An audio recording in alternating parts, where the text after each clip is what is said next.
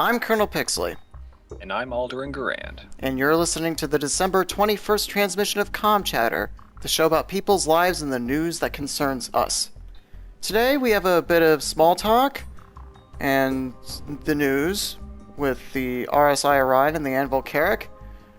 We'll discuss an update on human-Xian relations, firing ranges, some new fish and new weapons available on Voyager Direct, and we're going to introduce a new segment towards the end of the show. So stick with us after the jump and we'll jump right in.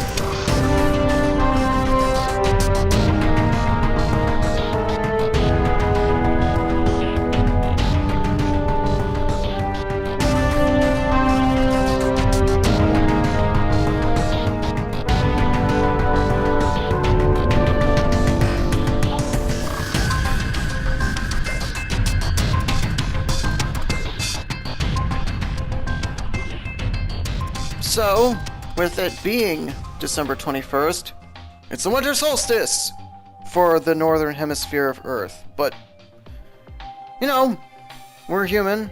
That's significant. I celebrate it. It's a fun time of the year, and you know there are a lot of holidays this time of year. So we'll just wish you some sort of happy holidays, whether it's the solstice or whatever it is you choose.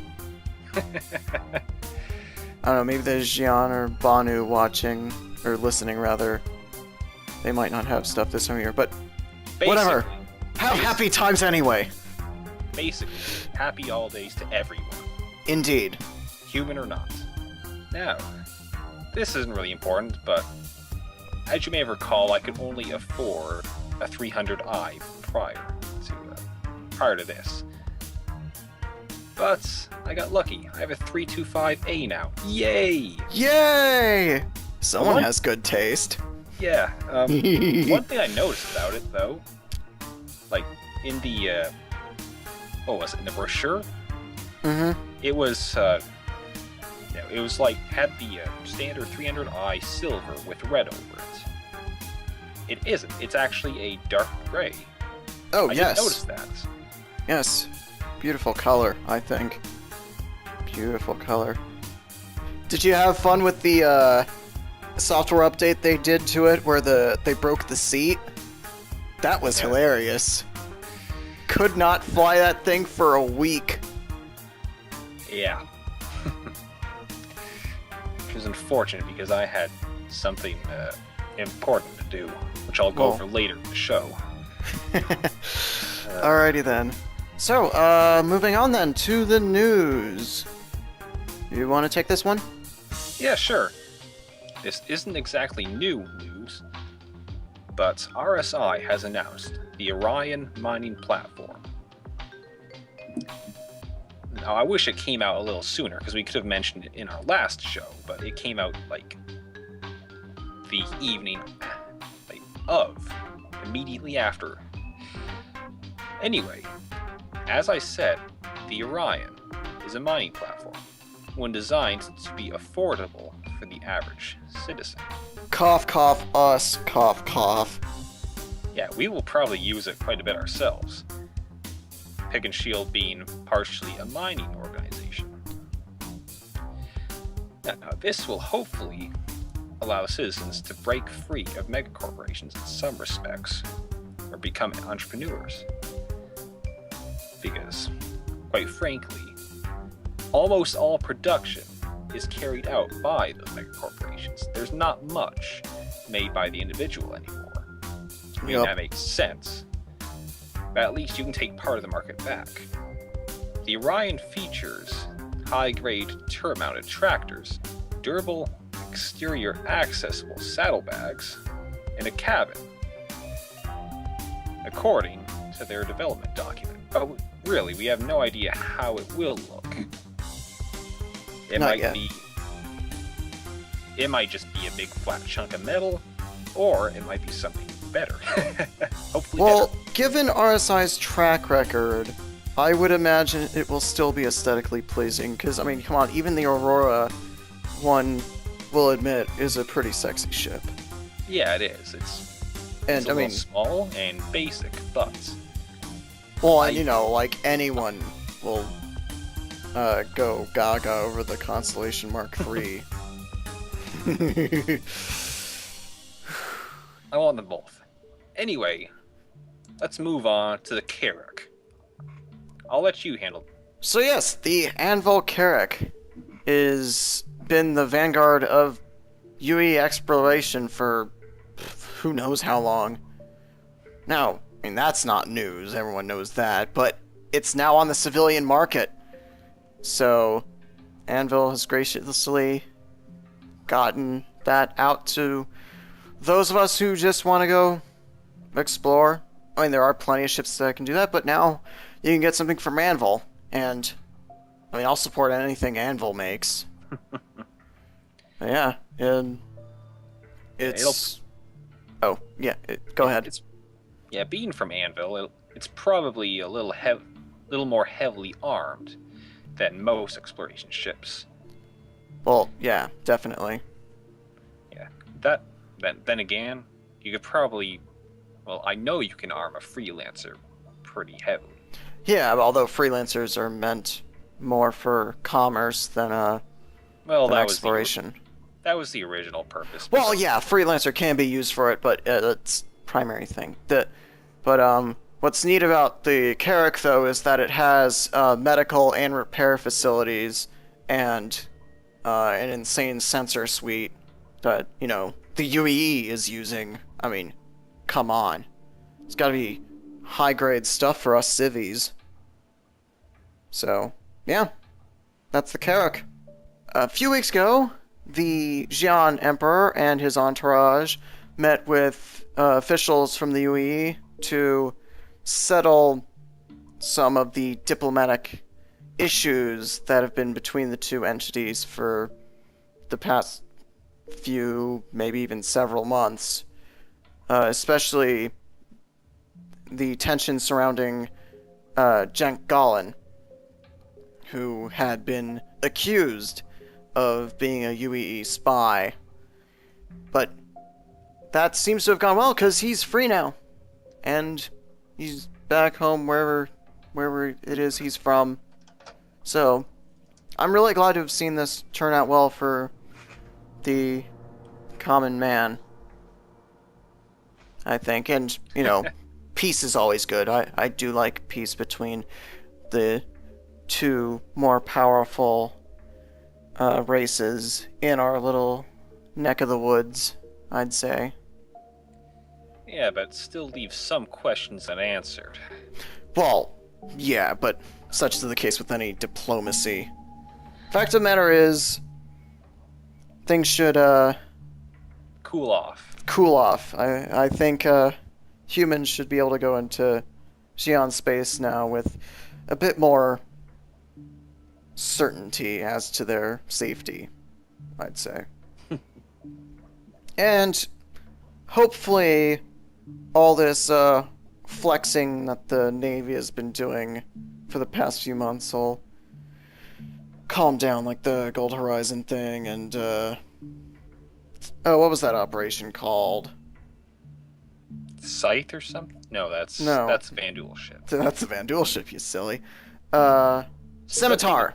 That's the one. Operation Scimitar. Hopefully that'll cool down as well. I mean, we haven't heard anything about it, so...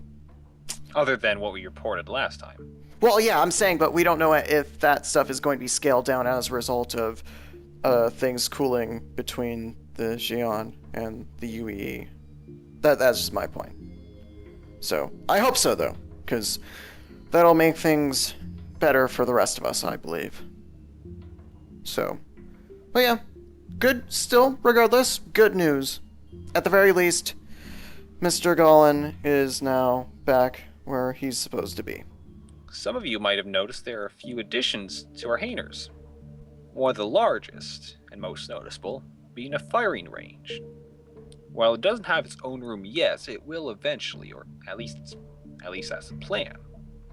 You can equip any Class 1 weapon on it, whether it's the M3A, which comes on most Auroras, or the Omni Sky 6, which comes on the 300i. Yeah. That was nice. That was a nice surprise, I think, that the hangar companies were gracious enough to allow us to run weapons tests in our hangars. I mean, I guess it goes to show the quality of the materials used to construct the hangars, because, like, despite, me shooting off an Omnisky 6 in my hangar and missing the intended targets, no damage is done, so good on them for using good materials. Yeah, I'm not exactly sure that would continue to happen if you threw the mass driver or missile launcher on there, but... Well, I think there's a reason why you're not allowed to put a Class 3 weapons mount on there yet. Yeah. Or probably ever. Yeah. And on the topic of weapons, there have been a few new ones added to the Voyager Direct store. These are the Knightsbridge Sword series, the Long Sword and the Broadsword. Ooh. And the KW Mass Driver that you find on the 325A. Unfortunately, the mass driver on the 325A is not compatible with the weapons test platform. The Knightsbridge weapons are, though. Yes. I'm considering buying the Lawn Sword myself just to try it, although both those are used on the P-52. Oh. So, I'm not entirely sure how heavy they'll be, like, how powerful they'll be. Well, they've got to be relatively light if they're going to fit on a P-52. I mean, yeah, that's a pretty small ship.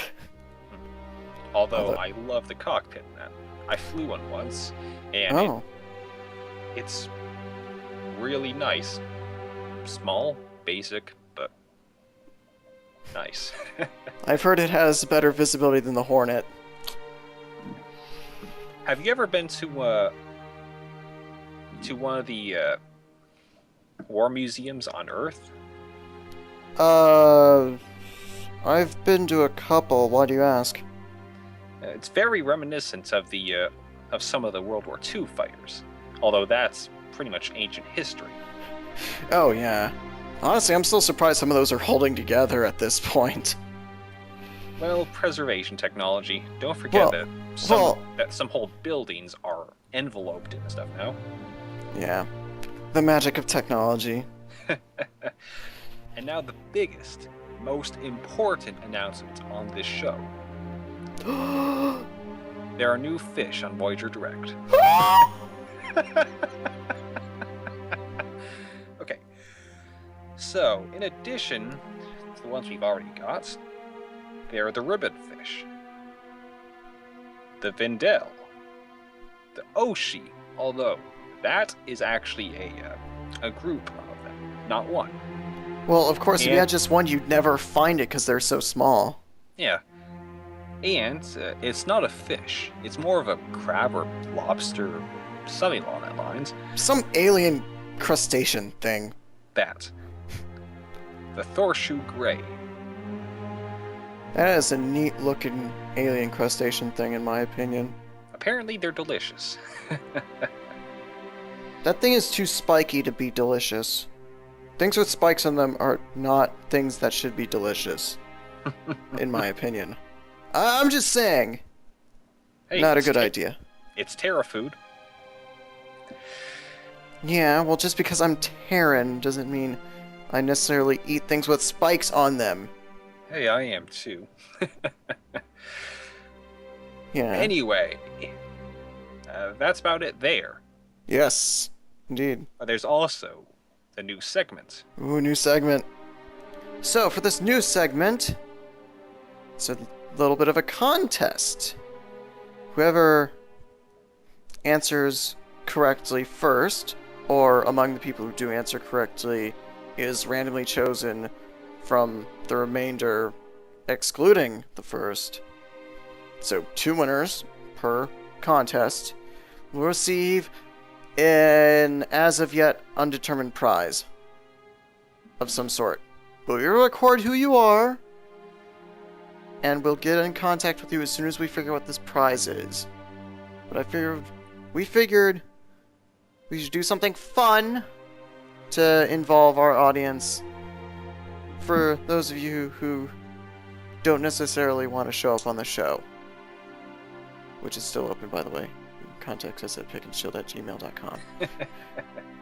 Anyway, so, Alderin, unveil the contest. Okay, so, system trivia.